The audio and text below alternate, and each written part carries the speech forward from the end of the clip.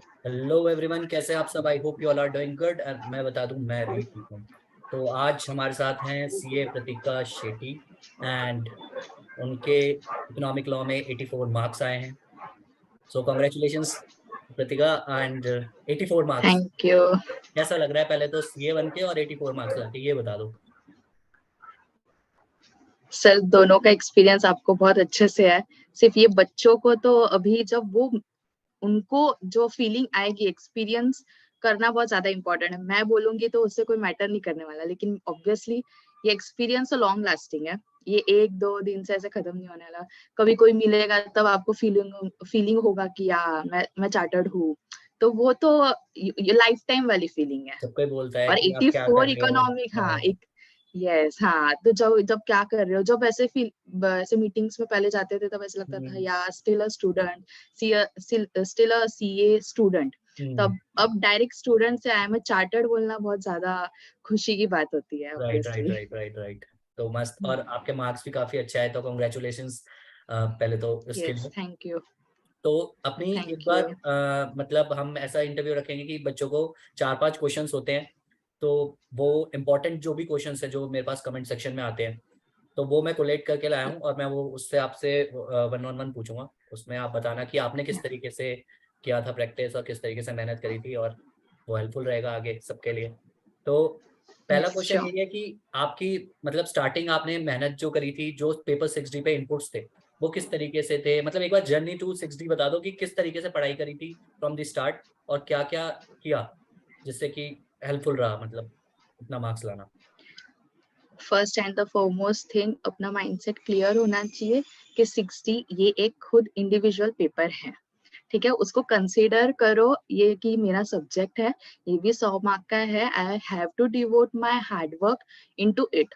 अभी दो लोगों के होंगे बहुत अच्छे, मतलब लकी पीपल होंगे जो एक दिन में भी 1.5 दिन में भी पढ़ के मस्त मार्क्स लाते होंगे।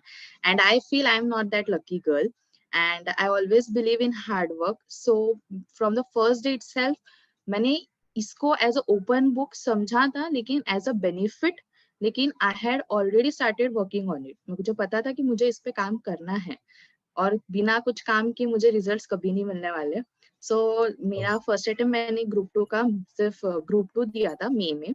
एंड मैंने तभी भी उसको तीन बार रिवीजन रखा था और एक बार मैंने पढ़ा था। ओके। ठीक है, एंड ऑब्वियसली मैंने आपके यूट्यूब वीडियोस देखे थे तभी। ऐसे ही स्क्रॉल, तभी ऐसा था कि स्क्रॉल करते करते, और I always have been doing self study from YouTube only, मतलब whole my CA journey itself. तो तभी मेरे को आपका वीडियो ही मिला था। तो कैसे तो मतलब ऐसे गॉड्स ग्रेस बोलते हैं ना कि हाँ कि मिलते जा रहा था जो चाहिए था। I have already, if I have any question कि ये कैसा होगा, तो पता नहीं वो मिल जाता था। तो तभी भी मेरे को आपका मिल गया था वीडियोस, एंड मैंने पूरा रेफर किया था। And your video was like कि देखा आप समझा रहे हो, और एकदम short period of time, because we don't have much time है। ठीक है, you don't want to have to devote more time to this, but at least कुछ तो डिवोट करो ताकि वो राइट। रिजल्ट्स आपको जैसा चाहिए आपको मिले। ठीक है, तो I use to devote that much time. ठीक है, सो आप जैसे समझाते थे तो I use to note it down कि आप कुछ एक्स्ट्रा पॉइंट्स बता रहे हो, हाईलाइट करा रहे हो कुछ चीजें। तो आप अगर मेरा मॉड्यूल देखोगे ना, इट वाज लाइक सुपर्ब। मतलब मैंने हर एक हाइलाइटर कलर जो अपने मार्केट में मैंने यूज किया हुआ है। ग्रीन कलर है तो स्पेसिफिक इसके लिए, पिंक है तो अमाउंट्स के लिए है, ऑरेंज है तो मतलब कुछ रेंजेस में है वैसे वाले, ताकि हाईलाइट हो इसके लिए। तो मैंने वैसे ही यूज किया हुआ है, और मई में मैंने अच्छा खासा डिवोट किया था टाइम। लेकिन अनफॉर्चुनेटली मेरा पेपर भी, एक्चुअली पेपर थोड़ा सा टफ था, ऐसा मैंने सुना था लोगों से। और मेरे को थोड़ा गया भी, लेकिन I was expecting 60 above, okay. But I got 55। And I flunked in group 2 on May for 8 marks, okay. because costing ने मेरा marks खा लिया। अच्छा। And from 55 to I am now at 84। and thank God मैं शायद वो fail हो गई तो वो भी बहुत अच्छी बात थी, बिकॉज आज जाके आपके साथ इंटरव्यू देने का मौका मिला है मुझे। So thank God. सो सो जब आपने 84 की जर्नी 55 से बहुत अच्छी थी। 84 तक किया, तो उसमें अलग क्या किया? मतलब what you have done to get to 84 marks from 55?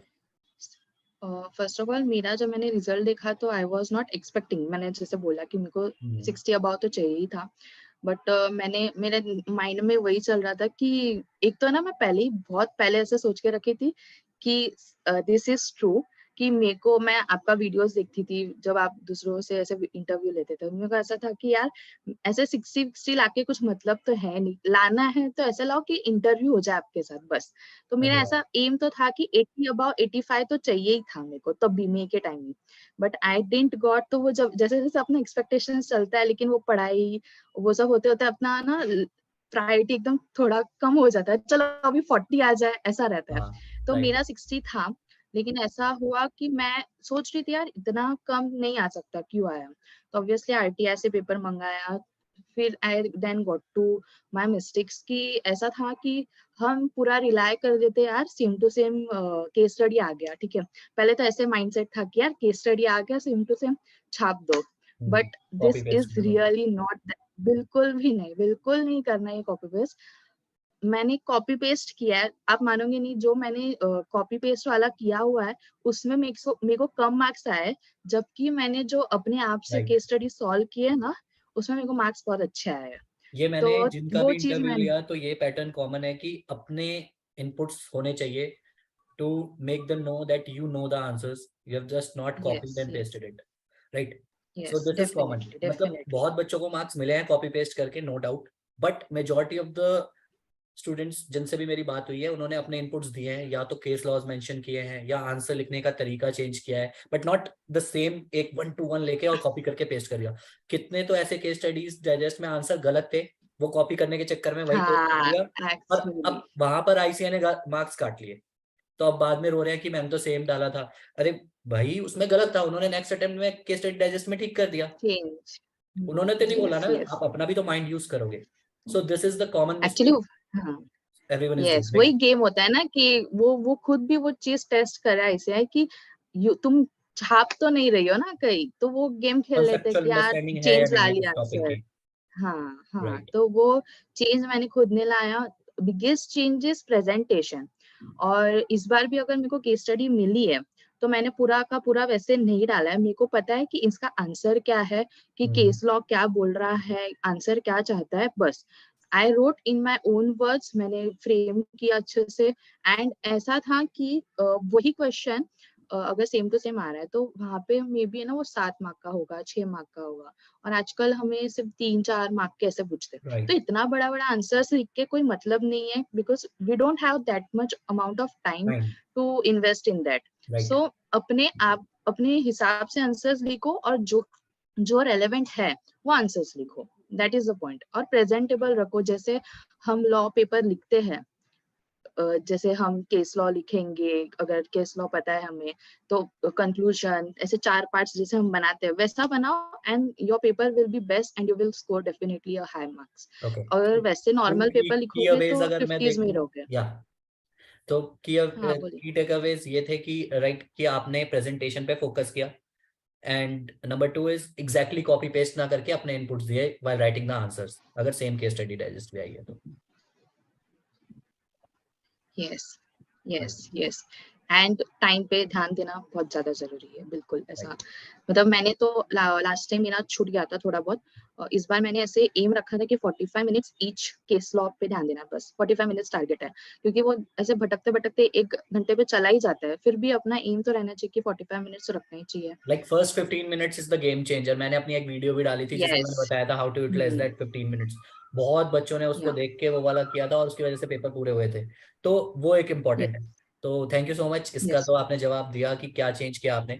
Second question ये है कि यस, जैसे आपने मेंशन किया कि आपने इक्वल इंपॉर्टेंस दिया सब्जेक्ट को और बाकी सब्जेक्ट्स की तरह ही पढ़ा, बट इम्पॉर्टेंट ये है कि लाइक अगर आपने पढ़ाई कहाँ से करी, फ्रॉम विच ऑथर, या फिर लाइक मेरी वीडियो से आपने पढ़ा, नो डाउट आपने बोला कि उसने हेल्प किया, बट होता है कि जब हम सेल्फ पढ़ते हैं तो कोई बुक होती है, कुछ होते हैं किसी टीचर्स की मंगवा लेते हैं कुछ बच्चे, या स्टडी मैट से पढ़ते हैं, फिर केस लॉस पढ़ते हैं या केस स्टडी डाइजेस्ट करते हैं, और अगर केस स्टडी डाइजेस्ट करते हैं तो क्या पूरी करी थी या कुछ क्वेश्चंस किए थे? लास्ट टाइम मैंने 2-3 केस स्टडी से अप्रोच करके देखा था। वैसे ही मेन तो first and the foremost thing study module he refer करना है। सबसे बेस्ट पार्ट है वही, आपको मतलब पूरा का पूरा उसमें डूब जाना है। मैंने तो एक्चुअली लिटरली बहुत अच्छे से उसको ही पढ़ा था, बार बार मैंने उसी को पढ़ा था। केस स्टडी डाइजेस्ट सिर्फ रेफरेंस के लिए है कि मुझे अप्रोच कैसे करना है टुवर्ड्स केस स्टडी, कैसे आता है। मैंने प्रैक्टिस की थी, मतलब मैंने लिख के प्रैक्टिस नहीं किया था क्योंकि आई नो कि मेरा स्पीड कैसा है, ठीक है। If my mind is going to work, so automatically my hand is going to work. So I didn't give much time towards my test writing and all, but मेरा ऐसा approach था कि मैं देखूं कि अगर ये केस स्टडी है तो मैं ढूंढ पा रही हूँ, मैं आंसर कर पा रही हूँ क्या। तो वो मैंने सिर्फ टेस्ट किया था, और स्टडी मॉड्यूल को मैंने बहुत अच्छे से किया था। मैंने काफी दफा मैंने उसको रीड किया था। आपके जब मैं बोर हो जाती थी तब मैं जाके रिटर्न यूट्यूब लेक्चर्स देखती थी आपके, लेकिन मेरा ऐसा कंसर्न नहीं था कि बार बार यूट्यूब, क्योंकि मेरे लिए हमेशा self self study study he is the बहुत की, इंपॉर्टेंट राइट। रहा है। यस, राइट, क्योंकि जितने बार मैं अपने आप को समझाऊंगी, जितने बार मैं खुद वो चीज को देखूंगी, तब परफेक्ट। जाके मुझे वो रिकलेक्ट होगा। तो मेरा अप्रोच हमेशा हमेशा से वही रहा है। तो स्टडी मॉड्यूल को ही हाईलाइट करो तुम, उसके लिए इंडेक्स बहुत अच्छे से प्रिपेयर करो। हालांकि मैंने सानिध्य सर का केस स्टडी बेस लिया, इंडेक्स बेस लिया था, यस, लेकिन मैंने उसको भी बहुत अच्छे से गो थ्रू किया था, अलग राइट। से मैंने बनाया फिर ऐसा, क्योंकि मेरे पास इतना टाइम नहीं था कि मैं अपने आप से और अलग से बनाऊं। लेकिन मैंने फिर उसको भी पिंक कलर से हाईलाइट किया, ऑरेंज कलर से हाईलाइट किया, फिर वहां पे बीच बीच में कोई पॉइंट्स लिखने थे तो वो भी लिखे, फिर वहां पे समरी भी बनाया, फिर उसको पेजेस फटक से मिले इसलिए मैंने उसको स्टिकी नोट्स भी लगाए। तो ये मैंने अलग से हार्डवर्क खुद ने बहुत किया है उसके लिए। लास्ट टाइम हुआ यूं था कि मैं डिसअपॉइंट हुई थी 55 से, तो मेरे को ऐसा था कि मैंने बहुत मेहनत की थी कि मैंने स्टिकी नोट्स लगाया है, मैंने अलग से इतना अच्छा इंडेक्स बनाया है, स्टडी मॉड्यूल भी इतना अच्छे से किया था। तो आई टोल्ड माय फ्रेंड कि यार मेरे को सेटिस्फेक्शन नहीं लगा कि मैंने इतनी मेहनत की थी। तो ही वाज लाइक ये मेहनत तेरी किधर जाने नहीं वाली है, you are going to score highest level कि तू अभी बस दे दे, तुझे पता चलेगा कि तेरी मेहनत कितनी अच्छी तूने की है और इसका रिजल्ट तुझे मिलने वाला है। So that words turned true for me, ऐसा या कि मेहनत तो कभी वेस्ट नहीं जाती है। बेसिकली इंडेक्स के बारे में भी पता होना चाहिए। अगर आप किसी की कॉपी करके ले भी रहे हो, इंडेक्स किसी का भी उठा रहे हो, तो ऐसा नहीं है कि आप एग्जाम वाले दिन उसको देख रहे हो, आपको पहले से उसको गो थ्रू करना होगा टू मेक श्योर आपको पता हो कि भाई इंडेक्स में कहाँ क्या है। पता चले वहां इंडेक्स का भी नहीं पता यस। तो पेज नंबर्स का क्या ही आइडिया रहेगा। तो दैट इज इम्पोर्टेंट, राइट, कि इंडेक्स के बारे में भी आपको पता होना चाहिए। केस लॉज आपने मेंशन किया कि आपने देखे थे, और केस स्टडी टेस्ट, राइट। सो अब इम्पोर्टेंट यह है कि जब सब सारे बच्चे ये कर रहे हैं चीजें, तो आपने इस बार प्रेजेंटेशन में सुधारा, तो पैटर्न क्या था लिखने का, आंसर्स मतलब पहले आप किस तरीके से, आप बता सकते हो मतलब कि किस तरीके से आपने आंसर्स को लिखा है, प्रेजेंट किया है इन योर आंसर शीट। हाँ, the thing we always follow the 4 paras, कि गिवन केस स्टडी क्या बोल रहा है, राइट। फिर केस लॉ क्या बताता है, फिर हम उसको कनेक्ट करते हैं एक दूसरे से, and then we draw conclusion. So हमारा अप्रोच हमेशा यही रहना चाहिए, ठीक है। तो that will give you a good score. तो अंडरलाइन वगैरह किए थे आपने इंपॉर्टेंट स्टफ्स को, लाइक यस कंक्लूजन को? Yes yes that is important I yes think. Yes, obviously obviously, because इतना पढ़ने को मैं खुद, मेरा आंसर मैं वापस नहीं पढ़ना चाहूंगी, वो क्या इतना करेगा, इतना जो सारा चेक कर चीज रहा है वो कहाँ से ऑब्वियसली। पढ़ेगा, राइट। हाँ। They are also searching yes for the yes, तो keywords, right. Definitely. Perfect. So सबसे इम्पोर्टेंट कीवर्ड्स। क्वेश्चन जो हमसे पूछते हैं बच्चे या स्टूडेंट्स एग्जाम, और हमें डाउट भी रहता है कि मैं मटेरियल क्या लेके जाऊं to the examination hmm centre. मैं देखता हूँ कई लोग हम्म बोरे में भर के लेके आ रहे हैं, बुक्स उठा के ला रहे हैं, और इतनी सारी किताबें और फैला दी रखती है वहां पे। तो क्या मतलब क्या लेके गए थे, क्या 84 मार्क्स लाने के लिए कितनी बुक्स लेके जानी पड़ती है? नहीं, मैं पूरा नहीं लेके गई थी कुछ। स्टडी मॉड्यूल ऑब्वियसली मेरा की था, उसके साथ मेरा इंडेक्स था सानिध्य सराफ का, and one more important thing मेरे लिए था केस लॉ समरी। मैंने उसको 3 दफा किया था अच्छे से, आपके यूट्यूब से वीडियोस से। फिर और मैं सजेस्ट करूंगी एक अच्छा कंपाइलर लो, और मैंने रोहित चीपर सर हैं तो उनका कंपाइलर यूज किया था। ओके। तो ताकि तुम्हें अगर केस लॉ अगर देखना भी है तो तुम्हें quick you can refer it. Okay. और मेरा लेकिन अप्रोच तो वही था कि मेरे को अपने आप से लिखना है, भले मिल रहा है, अगर मेरे को आंसर्स नहीं आ रहे तो आई कैन रेफर इट। एक तो चीज वो होती है ना सर कि आपको आंसर्स पता होने चाहिए, this will save your time. Right. मतलब ये सिर्फ रेफरेंस के लिए है ओपन बुक, ऐसा नहीं कि तुम्हें देखना है वहीं से ऐसा ऐसा ऐसा लिखना है, परफेक्ट। ऐसा नहीं है। ये चीज है कि तुम्हें खुद को पता होनी चाहिए ताकि आपका टाइम बचे। और मेरा एक्चुअली ऐसा हो गया था कि मेरा 100 पेपर मार्क्स का मेरा हो गया था पेपर इस बार। और मैं बहुत कॉन्फिडेंट थी, घर पे आके मैंने यही बोला कि मेरा बस चले तो मेरे को मतलब 99 ऐसा आ जाए, एमसीक्यू किधर गया गया थोड़ा डाउटफुल है, लेकिन मेरा पेपर बहुत अच्छा गया था। तो ऐसा बचपन में इंग्लिश पेपर में कैसे मार्क्स कटते थे, तो राइट वैसे राइट ही राइट इसमें भी राइट। कट जाएंगे बस, ऐसा उम्मीद तो बहुत था। तो आ गए मार्क्स तो अच्छा है आपके। तो यस, तो वही सर, इतनी सारी चीज में।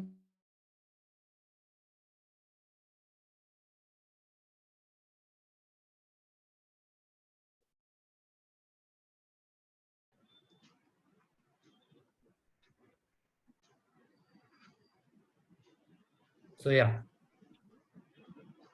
मटेरियल हाँ, में तो हम स्टडी या यू मटेरियल, कैन।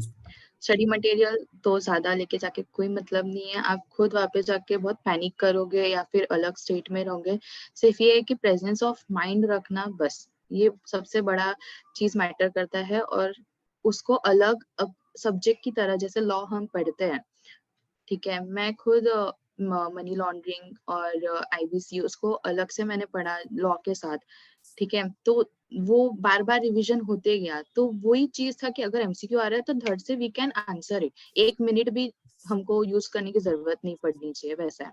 तो स्टडी मटेरियल ये सिर्फ रेफरेंस के लिए, अगर कुछ नहीं आया तब जाके खोलना है आपको बुक या खोल के रखना है तो यू कैन, बस तो आपकी स्टडी मर्जी है ज्यादा मटेरियल मटेरियल। या सो केस हाँ, study digest. Study material, a good compiler if you want, okay. उसमें इंक्लूड होना चाहिए आपका केस स्टडी डाइजेस्ट, फिर जो भी पास्ट केस लॉस। आईसीआई ने राइट। इशू किए हैं वो सब, फिर जो आपके एमटीपीस के हैं सजेस्टेड आंसर्स वाले क्वेश्चंस जो भी है, तो you can carry that, okay. बस। सो बेसिकली एंड केस अगर आपके पास समरी बहुत कंपाइलर अच्छी है। बात है एक्चुअली, हाँ, केस लॉ समरी एक्चुअली मेरे लिए तो बहुत बेनिफिशियल रही है, तो स्किप ना की करे तो बहुत अच्छी बात है एक्चुअली। राइट।